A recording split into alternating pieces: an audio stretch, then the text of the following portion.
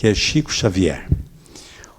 Nós vamos falar um pouquinho desse baluarte, para trazer um pouco da reminiscência do Espiritismo no Brasil, falando um pouquinho desse grande pioneiro que trouxe para nós a beleza do Evangelho. A questão de uns 12 anos atrás, nós fomos convidados pela Rádio Boa Nova para podermos apresentar um programa sobre a vida e obra de Francisco Cândido Xavier. E nós, naquela altura, começamos a estudar o livro Lindos Casos de Chico Xavier, do professor Ramiro Gama. Eu tenho dito que o professor Ramiro Gama não é um livro de biografia, é um livro de autobiografia. Porque Chico Xavier foi contando, foi relatando os casos. Vamos começar a falar um pouco do sofrimento na sua infância. Tenho a certeza que aqui algumas histórias alguns conhecem, algumas histórias não conhecem, para que nós possamos refletir um pouco sobre as dificuldades que a vida oferece para todos nós. Quando nós estávamos terminando o programa, o livro, o nosso Roberto Dalac entrou em contato conosco para ver se nós não queríamos pegar algumas dessas mensagens e podermos fazer como se fosse uma palestra, colocando no papel, e depois podermos fazer uma reflexão sobre a dor, sobre as dificuldades que todos nós vivemos. Uma diferença da grande maioria de nós na sociedade é que o sofrimento é uma tormenta para nós. Para Chico Xavier era uma benção, onde ele aproveitava as oportunidades para crescer ainda mais espiritualmente. Aos 5 anos de idade, Chico Xavier tinha 9 irmãos. Ele tem um baque muito grande na sua vida, pois ele vê desencarnar a sua mãe, Maria João de Deus. Aquilo comoveu muito o nosso Chico. O seu pai, João Cândido Xavier, pegou os 9 filhos e dividiu entre os familiares. E é interessante nós notarmos que Chico foi morar com uma madrinha chamada Rita de Cássia. Dona Rita era uma mulher extremamente perturbada.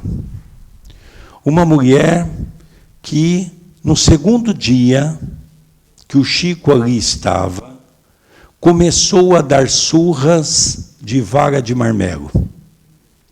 E assim começou a grande tormenta daquele menino que tinha 5 anos de idade.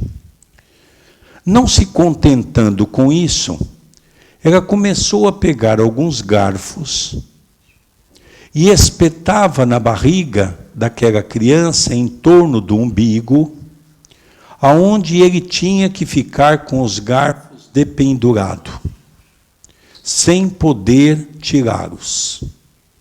O sofrimento era intenso.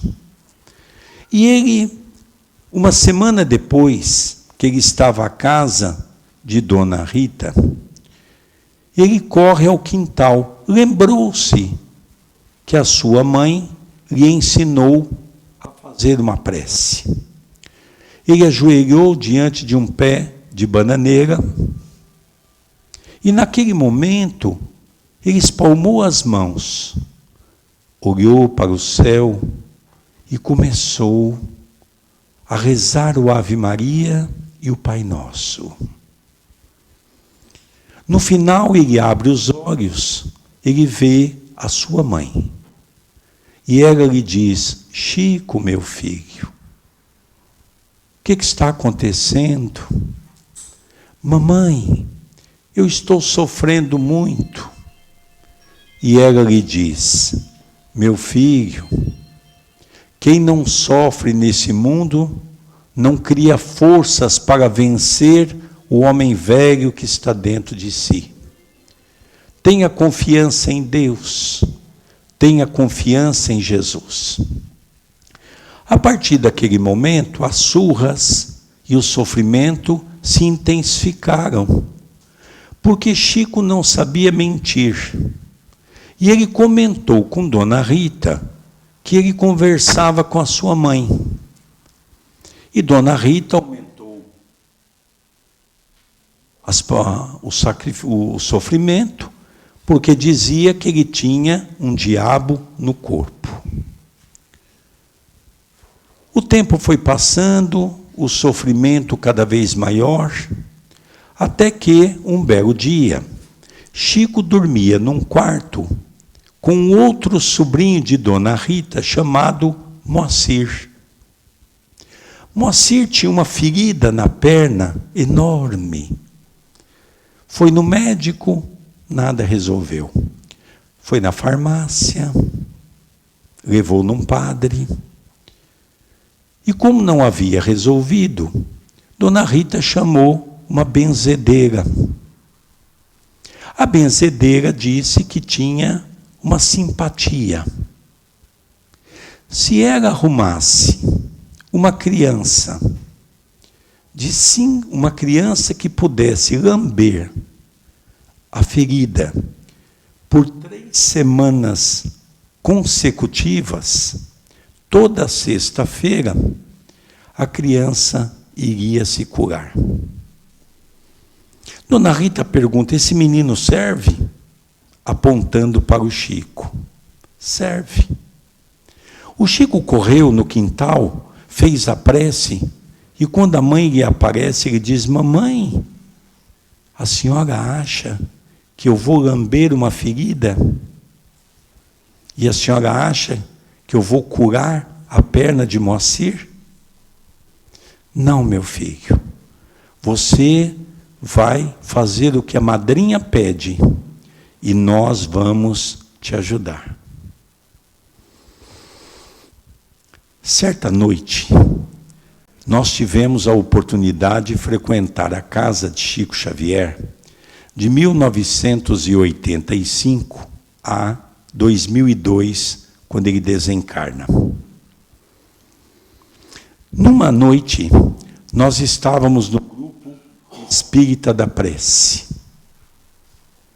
O Chico estava a psicografar, nós sentamos na mesa para comentar o Evangelho junto de um grupo de pessoas. O trabalho terminou de madrugada. Fomos despedir de Eurípides, o filho do coração do Chico. E quando abraçamos ele, ao nosso ouvido, ele disse: Sérgio, vai na casa de papai tomar um café. Não precisava falar 2 vezes, não é? Nós chegava antes do Chico, na casa dele. E lá nós entramos, um grupo de pessoas. E uma pessoa então perguntou: Chico, fala um pouquinho da sua infância. E o Chico contou que quando ele foi lamber aquela ferida, a sua mãe lhe disse: meu filho, feche os olhos, nós vamos te ajudar. Foi como se eu passasse por um processo de magnetismo, se eu tivesse cometido ali uma hipnose. Eu não vi direito o que aconteceu, mas eu me lembro que mamãe estava do meu lado. E mamãe colocava um pó multicolorido que estava numa vasilha. No dia seguinte, a perna de Moacir já estava quase curada, quase toda cicatrizada. E ele diz: foi a primeira vez que eu fiquei quase 10 dias sem apanhar. E ele estando com a sua mãe lhe diz: está vendo, Chico? Quando nós fazemos o bem, nós recebemos em contrapartida o auxílio divino. Um outro companheiro naquela noite perguntou: Chico, é verdade que você passou fome nessa fase? Ele disse: sim, Dona Rita me deixava de 2 a 3 dias sem comer. Certo dia, eu fiquei 4 dias sem comer. A fome era tão intensa que o meu corpo já não conseguia mais ficar em pé. Minhas pernas estavam trêmulas, o meu corpo estava trêmulo, a minha mente não conseguia pensar com exatidão, sentia muita fraqueza, pensava até que eu ia desencarnar. Eu fui no quintal, fiz a prece, mamãe me apareceu. Eu disse: mamãe, eu não estou aguentando o sofrimento. E ela então lhe diz: Chico, muitas vezes quem come muito fica guloso. Aprenda a conviver com o pouco. Mas mamãe, olha o meu estado, eu estou trêmulo. Meu filho, faça uma prece. Jesus há de te amparar. E ele conta que ele ajoelhou, fez o Ave Maria, o Pai Nosso, e quando ele abre o olho, um cachorro enorme estava diante dele. A boca do cachorro estava um jatobá. Eu já sei, Rui Marta, que a maioria dos nossos irmãos portugueses não sabe o que é um jatobá. Um jatobá é uma fruta mais ou menos fina, de um tamanho de 15 centímetros, 12 centímetros. A cor da casca é uma cor de vinho. É uma casca que você não consegue quebrar com a mão. Você tem que quebrar com um martelo, ou você tem que quebrar com uma pedra, com um pedaço de pau. E o cachorro trouxe o jatobá mordido. E a mãe que estava perto lhe disse: Chico, meu filho, ponha isso num copo e você mexa com um pouco de água e tome. Essa fruta não é muito consumida no Brasil, porque é uma fruta terrível, o cheiro. O cheiro dela, para quem conhece, sabe, jovem, quando começa a usar o tênis, a jogar futebol, quando ele tira o tênis, aquele cheiro de chulé terrível, cheira desse jeito. Só da gente abrir o jatobá a gente passa mal. Mas é uma fruta com maior número de calorias. É uma fruta com maior número de vitaminas. Ele é um pó. Não é? Eu já tentei comer aqui umas 3 vezes, não consigo. Mas tem alguns portugueses que disseram assim: Sérgio, na próxima vez que você vir, traz um jatobá para nós conhecermos. Porque nós fazemos distribuição de comida na instituição, e depois eu saio na rua e vou debaixo dos pontilhões, das pontes, aonde ficam os jovens drogaditas, que são jovens moradores de rua. Eu vou levar comida. E uma dessas pontes tem um jatobá que é a coisa mais linda. Já peguei um monte de fruta e levei para casa. A Soraya disse: você não vai abrir isso? Só de pensar eu desanimo. E o Chico comia aquilo, ele dizia: eu comia aquilo com uma boca gostosa, porque quando a gente está com fome, e com muita fome, a gente não repara o que a gente come, não é mesmo? Então o Chico contava isso, e depois, no final, o Chico contava de uma maneira tão interessante, ele ria do sofrimento dele. E ele diz assim para nós no final: vocês acreditam que até hoje eu não sei se o cachorro é encarnado ou desencarnado? Eu só sei dizer para vocês que quem salvou minha vida foi um cachorro. E o Chico contava essas histórias, não como nós contamos as dores que nós passamos. Quantas mágoas nós carregamos em nosso coração. Quanta tristeza muitos de nós temos de situações vivenciadas no passado, onde o Espiritismo, diante da reencarnação, mostra para nós que nenhum de nós somos vítimas. Apesar de que Chico Xavier não passava isso por uma situação kármica, longe disso, porque Chico foi convidado por Jesus. Nosso irmão Rui Marta teve a oportunidade de abraçar o Chico na casa dele, e quem teve a oportunidade de estar com o Chico nunca mais consegue esquecer.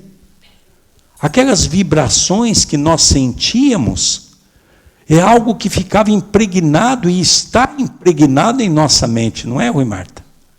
Eram momentos indescritíveis que nós vivíamos à casa de Chico Xavier. Então nós ali saboreávamos um café e depois nós íamos para o hotel. O Chico beijava a nossa mão e nós beijávamos a mão do Chico. Muitas vezes, quando nós cheirávamos, cheirava perfume. Um perfume que não saía. A gente chegava no hotel, nem tomava banho. Não é? Com medo de sair aquele cheiro de perfume que estava às nossas mãos. No dia seguinte, o perfume começava a se dissolver no nosso corpo. Era algo encantador. Mas Chico reclama para a mãe que o sofrimento estava intenso. A mãe lhe diz: meu filho, um anjo bom há de aparecer na sua vida. Passado algum tempo, o pai de Chico Xavier lhe procura e diz: meu filho, em breve nós vamos ter um novo lar. É mesmo, papai? Sim, conheci uma mulher chamada Cidália Batista. Essa mulher, eu convidei ela para o casamento, para ser minha esposa. E ela aceitou o casamento desde que eu recebesse os 9 filhos na minha casa. E assim começou a epopeia de luz, já um pouco melhor na vida de Chico Xavier. Dona Cidália era muito criativa, precisava mandar 2 ou 3 filhos para a escola, entre eles Chico Xavier. E ela pensou em fazer no quintal de casa uma horta. Ia plantar legumes e verduras. O Chico se propôs a aguar e no fim da tarde sair vendendo. Eu fico imaginando Chico Xavier, que era criança de 8 para 9 anos, na rua, não é? Vendendo, olha o pepino, olha a cenoura, olha o alface, não é? E ali ele conseguiu os recursos que ele precisava para estudar junto de mais alguns irmãos. Um belo dia, a horta começou a ser desfalcada. A vizinha começou a roubar de maneira mais intensa. Dona Cidália era uma alma boa, não queria confusão com ninguém. Perguntou: Chico, você ainda conversa com a sua mãe? Sim, todos os dias. Você poderia perguntar a ela o que eu devo fazer? Porque eu não quero brigar com a vizinha.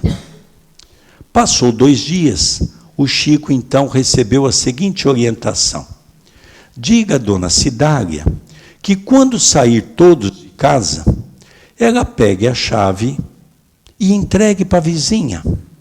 E pede para ela guardar a casa e vigiar a horta. Nunca mais teve problema. Então aqui, se alguém tem problema com vizinhos, vamos escutar esses espíritos superiores, que nós vamos resolver muitos problemas com os vizinhos, não é? Parece uma história simples, mas são histórias que nos convidam a vermos se a nossa vida vale a pena o que nós estamos fazendo hoje. Arrumamos confusão com tudo e com todos. No trânsito, muitas vezes ficamos enlouquecidos. Já sei que aqui quem frequenta a Casa do Caminho não tem esse problema. O Rui Marta, ele fez um programa pela nossa TV, que ele falou que aqui é todo mundo, tudo certinho, né, Rui Marta? Mas, gente, fora daqui, Portugal e no Brasil é um terror as estradas. Hoje eu vi 2 acidentes que com certeza tinha mortes. É uma loucura, é diferente, mas os acidentes matam do mesmo jeito, não é? Lá também morre muita gente. Então, o que nós queremos dizer com isso? É o nosso cuidado. Eu me lembro, vocês já ouviram falar de Maria Modesto Cravo? Foi uma médium excepcional no Brasil. Trabalhava em Uberaba, no sanatório uberabense. Recebia Eurípides Barçanufo. Era uma médium extraordinária. Trabalhava com o doutor Inácio Ferreira no sanatório. Um belo dia, ela não se dava com a vizinha. A vizinha ficou sabendo, porque foi muitas pessoas na casa dela levar presente, de que era aniversário dela. E como a vizinha era muito vingativa, ela então pegou uma caixa, colocou um monte de estrume de vaca, fechou a caixa, fez um pacote bonito, botou um laço e mandou para ela. Dona Maria Modesto Cravo pegou aquilo, a primeira reação dela é a reação que a grande maioria das pessoas tem. Eu vou bater na porta da casa dela e devolver para ela. Quando ela ia saindo de casa, o amigo espiritual lhe diz: onde você vai? Aí eu vou entregar esse presente para a pessoa. O que você está aprendendo com o Espiritismo? Não é fazer o bem pagando o mal? Sim. Então você vai pegar esse estrume de vaca, vai no quintal da sua casa, que tem várias roseiras, coloca no pé das roseiras como adubo, e quando você tiver o fruto desse esterco, você vai colher a melhor rosa, a mais bonita, a mais delicada. E assim ela fez. Esperou uns meses, saiu uma rosa que era a coisa mais linda, ela arrancou, foi na casa da vizinha, bateu e diz: olha o que eu vim trazer para você hoje.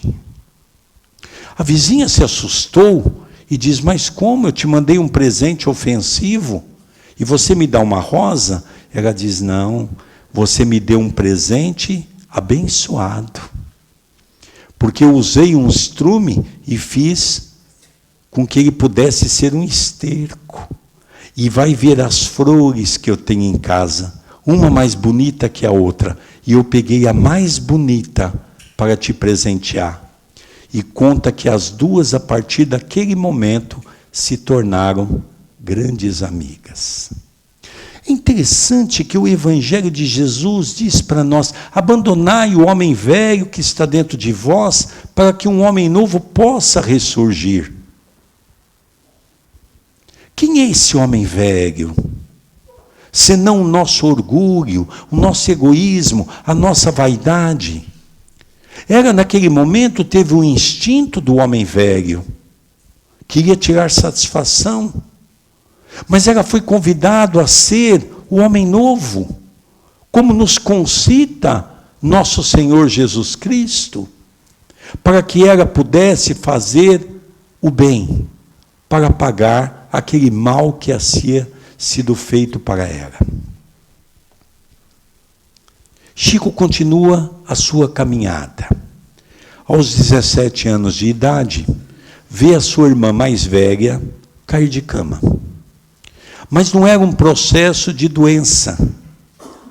Ela passava por um processo de obsessão que o professor Allan Kardec denomina como possessão. Era algo terrível. O espírito tinha um domínio sobre a mente daquela mulher. E ela quebrava tudo, ela tinha uma postura violenta, tinham que amarrar numa cadeira, amarrar na cama. Quando o pai do Chico ficou sabendo que havia uma fazenda ali perto, morava um casal que era espírita, a família Perácio, e que eles tratavam de pessoas exatamente com aquele problema. O seu João convidou o Chico, os dois foram levar a irmã na fazenda, a família Perácio recebeu aquela menina, aquela jovem, e diz, deixa ela aqui, em algumas semanas nós vamos tratar dos espíritos que estão envolvendo essa irmã. Passou-se algum tempo, a irmã ficou curada, porque os espíritos conseguiram afastar, conseguiram fazer uma doutrinação de entendimento. E a família Perácio propôs a fazer o culto do Evangelho no lar. O Chico recebeu 2 livros, o Livro dos Espíritos e o Evangelho segundo o Espiritismo. Fizeram o Evangelho no lar, a dona Perácio, médium de psicografia, recebe uma mensagem da mãe de Chico Xavier. E a mãe traz uma mensagem de cunho pessoal e familiar, trazendo uma mensagem não só para o João, para a dona Cidária, mas também para cada filho, uma mensagem de otimismo. Quando a mensagem é para o Chico, ela diz, querido filho, uma chuva de livros cairá sobre sua cabeça. Exerça caridade. O trabalho de nosso Senhor Jesus Cristo é a oportunidade abençoada de servir. E ali começou a ideia de fundar um centro espírita. Já que a irmã dele foi ajudada, poderia ajudar outras pessoas. Foi quando eles planejaram o centro espírita Luiz Gonzaga. Mas depois de lida, dona Perácio percebeu que havia um espírito perto do Chico que queria se comunicar. E ela diz então, Chico, se você sentir necessidade, pega o lápis, escreva. Foi a primeira mensagem, a 9 de julho de 1927, que Chico recebe a sua primeira psicografia da Rainha Santa. Passou-se alguns dias, o Chico estava no seu quarto, quando ele estava com os olhos fechados, mas uma luz muito intensa estava no quarto. Ele forçou-se a abrir os olhos. Ele viu uma mulher, muito bonita e radiante, numa aura de cor azulínea. E ele ali então pergunta, que queres, senhora? Ela diz, Chico, meu filho, você vai trabalhar na caridade em nome do Cristo. Você vai começar a distribuir 2 pães por dia. O Chico olhou com toda a simplicidade aquela mulher e lhe disse, senhora, eu não tenho nem para mim e nem para minha família. E ela diz assim, Chico, quando alguém trabalha em nome do Cristo, lembre-se que o Cristo faz com que as coisas aconteçam, para que o trabalho seja realizado. Seja um instrumento do bem. No final, Chico pergunta, senhora, qual o seu nome? E ela então lhe diz, podeis me chamar de Isabel de Aragão. O Chico, no dia seguinte, foi na biblioteca da escola e perguntou: tem algum livro sobre Isabel de Aragão? Tem sim, Chico, temos vários. Eu queria emprestado um para ler. Quem foi? Chico, foi a Rainha Santa de Portugal, uma mulher muito caridosa, que fez um trabalho muito bonito de caridade, e ela ficou marcada por ser tão caridosa. Então, esses foram os primeiros espíritos que participaram da mediunidade de Chico Xavier. É interessante que naquelas idas a Uberaba, depois indo para a casa do Chico, numa outra noite, uma pessoa diz assim: Chico, eu acabei de ler Nosso Lar. Você poderia falar quem é Veneranda? Para quem já leu o livro Nosso Lar, vai lembrar que dos 72 ministros, 6 ministérios, com 12 ministros cada um, só havia uma mulher, chamada Veneranda. André Luiz descobriu que ela não morava em Nosso Lar. Ela vinha para Nosso Lar de tempos em tempos. Era uma pessoa muito refinada, onde todos os jardins de Nosso Lar eram organizados por ela. Onde fica a governadoria, ela que organiza a beleza do prédio. E a pessoa perguntou: Chico, quem é o espírito de Veneranda? E o Chico então disse: Veneranda, meu filho, é a Rainha Santa. Então nós vemos a ligação de Chico Xavier com esse espírito tão abençoado cá de Portugal.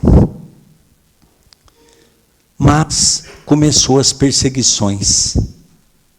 A igreja queria excomungar a família de Chico. Multidão de pessoas chegava em Pedro Leopoldo.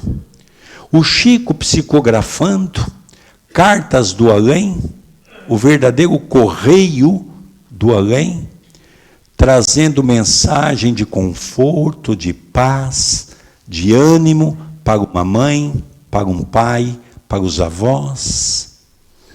Uma vez por semana, milhares de pessoas procuravam ele para receber receituário de remédio fitoterápico.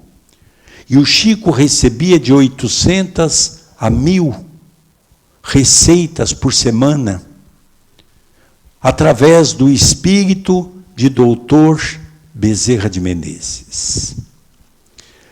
A mãe, percebendo a aflição do Chico, ela diz: meu filho, você precisa tomar um remédio, chama Água da Paz. Quando o Chico foi perguntar para ela onde estava a água, onde estava o remédio, entrou um grupo de pessoas no centro. E Chico perdeu o contato naquela noite com a mãe. No dia seguinte, o Chico foi em 2 farmácias. Ninguém conhecia o remédio, a Água da Paz. À tarde, ele conversou com um caminhoneiro, que era amigo dele, vizinho, ia todos os dias de caminhão, dirigindo o caminhão para Belo Horizonte. E ele perguntou: você consegue ver numa farmácia maior? Eu preciso de um remédio. Ô Chico, anota num papel. E o Chico anotou o remédio, a Água da Paz. Ele foi em 4 farmácias e não encontrou. Ficou triste o Chico, achou que a mãe havia se equivocado. À noite no centro, a mãe lhe apareceu e disse: o que foi, Chico? Mamãe, não encontrei o remédio. Ah, meu filho, eu esqueci de dizer. O remédio está na talha da água dentro de casa. Como assim, mamãe? Meu filho, todas as vezes que alguém te ferir, que alguém te magoar, Todas as vezes que alguém começar a gritar com você, a querer uma confusão com você, você enche a boca d'água, deixa a língua mergulhar sobre a água e depois você engole quando não tiver mais vontade de responder. Será que esse remédio seria bom para nós? Você já imaginou, não é? Aquele homem que começa em casa a brigar com a mulher porque a comida está um pouco salgada, ou porque aconteceu alguma coisa, a mulher já enche a boca d'água e deixa o marido falar bastante. Quando ele cansar, aí ela engula a água. E a mulher faz a mesma coisa. Olha que belo remédio para quem quer ter paz dentro de casa. Chico era um maestro.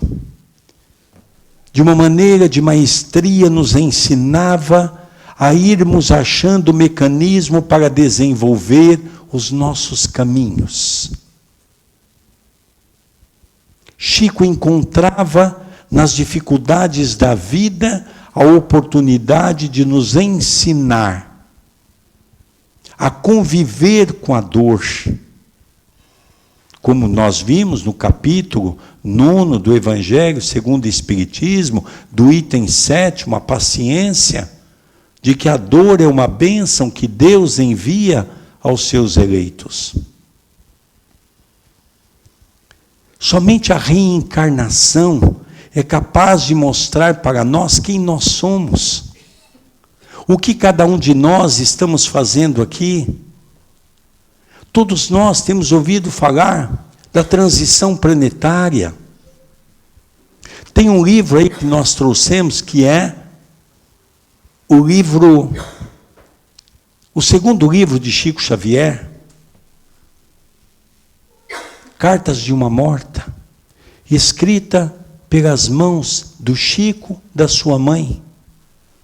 A Federação não quis publicar essa obra, imaginava uma obra fantasiosa, porque lá ela diz de um planeta que havia sido construído para receber o nosso povo, o povo terráqueo, que não alcançasse uma média, que não conseguiria sair do mundo de provas e expiações, que ainda o mal impera, para o mundo de regeneração.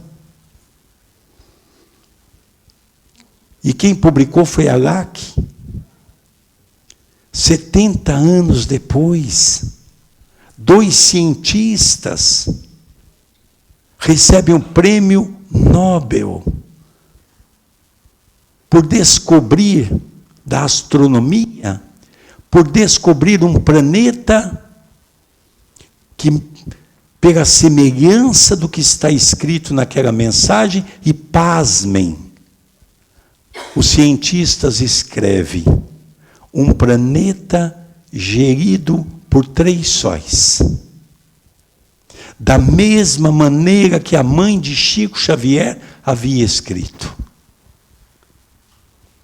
Então nós precisamos nos aperceber que é hora de começarmos a transformar o nosso coração. Ontem no congresso em Leiria, nós falávamos da reforma íntima. Diga de passagem, reforma íntima não está em Kardec. No Pentateuco Espírita não existe essa terminologia. Essa terminologia foi criada no Brasil. O Pentateuco Espírita, o professor Allan Kardec coloca para nós a transformação moral. A transformação do nosso eu.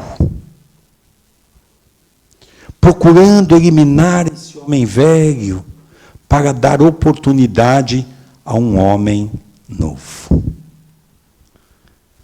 Já partindo para o encerramento, nós não poderíamos deixar de citar a ciência.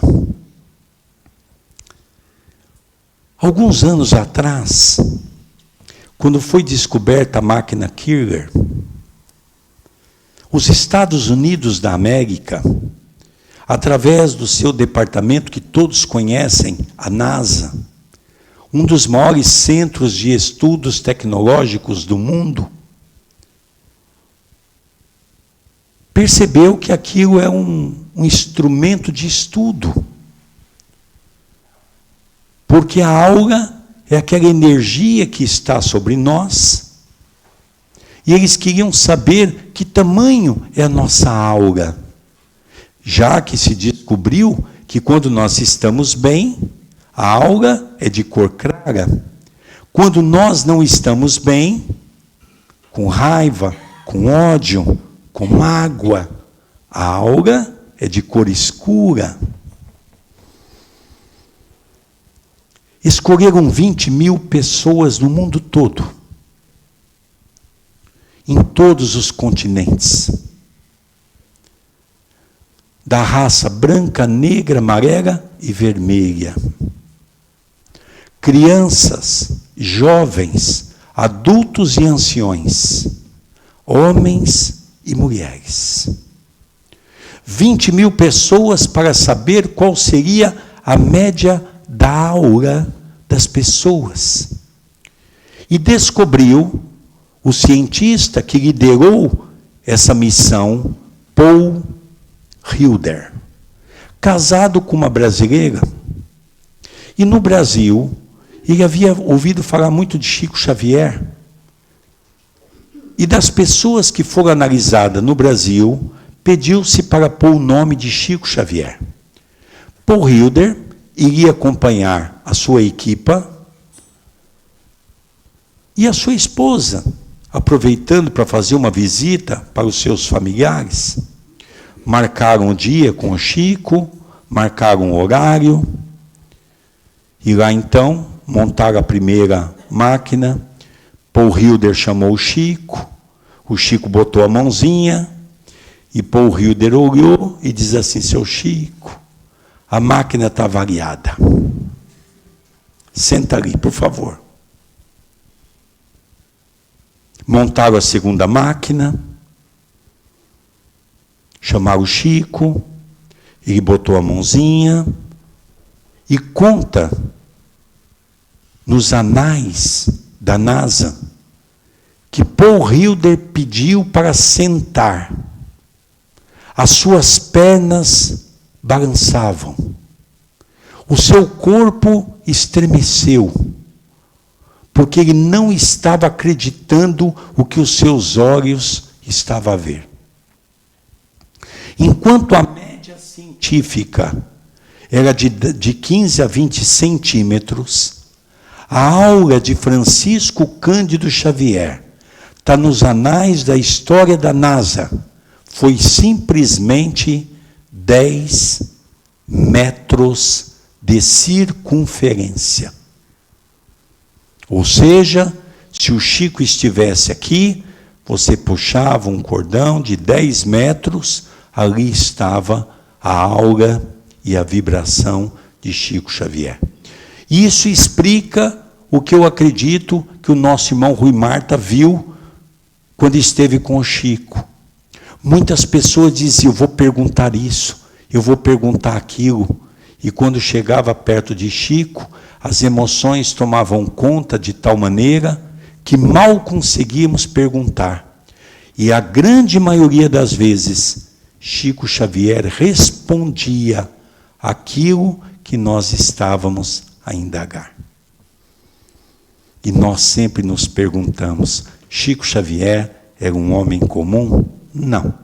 Chico Xavier foi convidado por Jesus para reencarnar no Brasil como uma tarefa missionária, exatamente para fazer florescer a árvore do espiritismo cristão, que teria sérios problemas na Europa, como teve na França, na Espanha, Portugal, Bélgica e outros países, preservando assim a pureza dessa doutrina que com certeza nos consola nos traz paz e nos traz alegria.